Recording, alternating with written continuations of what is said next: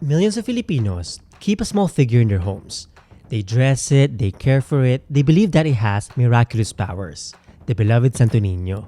But this tradition of dressing and caring for a small sacred figure did not start with Catholicism. Long before the Spaniards arrived, people across the islands we now call the Philippines did the same exact thing, with carved figures called tao-tao or little human, and bata-bata or little child. These are usually androgynous and depicted smiling, so families dressed them and cared for them. They believed that they carried the presence of an ancestor or a spirit. So when the Spaniards and the Catholic Church arrived, they destroyed these figures wherever they found them. But the thing is, the instinct didn't die. It found a new vessel.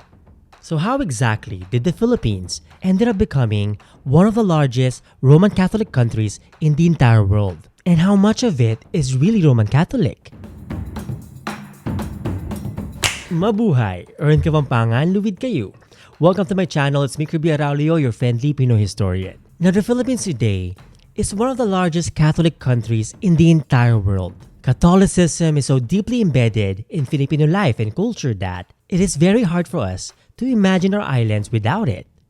But the thing is, a lot of what Filipino people today practice as Catholic didn't come from the Catholic Church. The Santo Niño is one example, but it is far from the only one. So to understand why, you have to go back to how the Spaniards and the Catholic Church actually converted the archipelago. Because the way they did it was unlike anything else these islands had ever seen. It was unlike anything else our ancestors had experienced. For centuries, major world religions had reached our islands through trade and contact. Hindu Buddhism shaped the language and the concept of the divine, of divinity. Islam shaped governance and the political landscape, and each one of them coexisted and blended with what came before, with our indigenous cultures and spirituality. None of them demanded that everything else must be erased. But Christianity was different. It arrived with the soldiers, with the friars, and the full backing of what was then the most powerful global empire on earth. Together, Spain and the Catholic Church had a plan, and what they did and what they built to convert our ancestors, to convert our people, was unlike anything else that had come before. So in the Philippines, the Spaniards introduced this system called reduccion, and the Synod of Manila made the reduccion system official. And the goal was simple, mass conversion. So under King Philip II's ordinances of 1573, scattered communities across the archipelago were forcibly relocated into centralized towns, centralized and built around a church and a plaza. And they called it Bajo de Campana, meaning everyone within the hearing distance of the church bells. And the bell didn't just call people to mass, it ordered the rhythm of daily life. You know, when to wake up, when to pray, when to gather. And the Catholic Church sat at the very center of the town because the church was meant to sit at the very center of everything. So this broke up existing community structures. It broke up kinship networks and relationships with the ancestral land. And the people knew it. In fact, Spanish colonial archives are full of officials complaining that resettled communities were all but abandoned within weeks. So people fled back to the original homes or deeper inland, becoming remontados or the ones who returned to the mountains. But the reduccion was only the framework. Inside it, the four major religious orders, the Augustinians, Franciscans, the Jesuits, and Dominicans, went to work. In the early years of colonialism, friars systematically destroyed tao-tao, anito figures, sacred groves, and sites of worship. They even bragged about burning many of our indigenous documents. So the Babaylans were rebranded as witches and sorcerers or agents of the devil. And if you're not familiar with them, the Babaylan in the Visayas, the Katololan among Tagalogs, and the Mamaluyan among Kapampangans, and so many more, they were the highest spiritual authorities in our pre-colonial communities. And they were predominantly women. So the Spaniards demonized them, even calling them aswangs or evil monsters, as a way to turn our communities against our own leaders, so that the colonizers and the Catholic Church could replace them. So baptism became the gateway to colonial society. In fact, to be baptized was to be called reducido, literally to be reduced or brought into the system, hence the term reduccion. The Catholic Church controlled the records of birth, death, and marriages. And in many communities across the islands, the friar was even more powerful than the governors. The friars controlled not just the spiritual life, but also education, record keeping, and even the government itself. In fact, in the 1800s, Filipino scholar and national hero Marcelo H. del Pilar called this La Freilocracia, aka government by the friars. So that was the machinery, the colonial state and the Catholic Church working together to convert the entire archipelago. But the people resisted. They fought back. Many of them fled the reducciones. In fact, Luzon's own Muslim rulers refused to submit. Resistance was everywhere, from the Visayas to Luzon and Mindanao. But there's a reason why conversion worked in some places and not in others. So first, it is important to understand that the southern islands of Sulu and Mindanao were never fully conquered by the Spaniards. In fact, the sultanates had the institutional strength to organize sustained military resistance, and they did it for over 300 years. In fact, Spain was never to fully conquer them, never broke them. These are the kinds of forgotten chapters of our history that I'm writing about in my next book, Forgotten Kingdoms of the Sea, and I'm actually partnering with Bayani Art and Bayani Books. So if you want to support it and be the first to know when it launches, check out the links below. Now in the Visayas and across much of Luzon, nominal conversions happened within decades. On the surface, communities accepted baptism, attended mass, adopted Catholic names, but nominal is the key word. So what looked like conversion from the outside was often something else entirely. The communities that accepted baptism didn't abandon their old practices. They folded them into the new ones, and the evidence is everywhere. So the communities in Luzon and the Visayas that converted were not lacking in spiritual life. They had rich, functioning traditions that had sustained them for centuries. But when the Spaniards arrived with soldiers, friars, and the full machinery of what was then the most powerful empire on earth, those communities resisted where they could. They fled where they couldn't. And when none of that worked, they did something else entirely. They took the new faith and made it their own. So the Spanish Empire and the Catholic Church, they had the colonial state. They had the military. They had the legal system. They had everything they needed to erase and replace everything that came before. And in many ways, they succeeded, but not completely. Let's look at what the people actually practiced.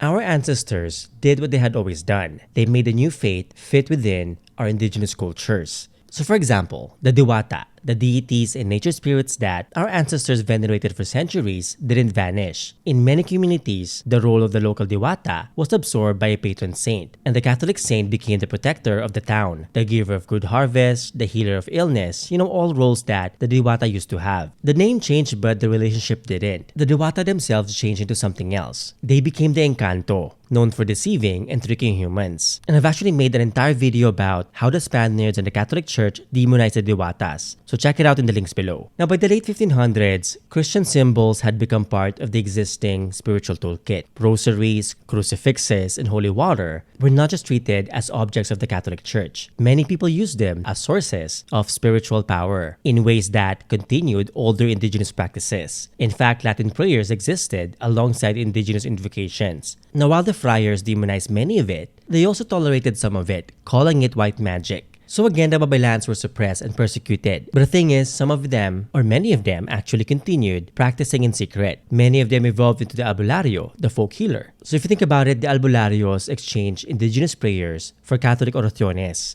But the mode of healing, herbalism, ritual, spiritual mediation, they remained essentially the same thing that the Babaylans had practiced for centuries. In fact, unknown to most Filipinos today, even our beloved fiestas show this layering. The Spaniards and the Catholic Church built our town fiestas over older community gatherings, over indigenous harvest rituals, seasonal celebrations, and our indigenous ways of honoring the spirits tied to our ancestors and to Mother Nature. So in short, many of our traditions changed. They became Catholic. But underneath that form, you can still see our older instincts, our indigenous traditions embedded in our Catholic traditions. From giving thanks, to asking for protection, to honoring abundance, and turning sacred time into food, music, dance, and devotion. Patron saints that took the place of the Anito and the Diwata. Albularyos, who healed the same way the Babaylans did. Fiestas, built on top of celebrations that we already had. In fact, unknown to many of our Filipino Christmas and Holy Week traditions actually had indigenous roots. Syncretism, or the blending of traditions, is everywhere. Not just in the Philippines, but across the islands of Southeast Asia. But perhaps the clearest example of all might be the one that we started this video with, the beloved Santo Niño.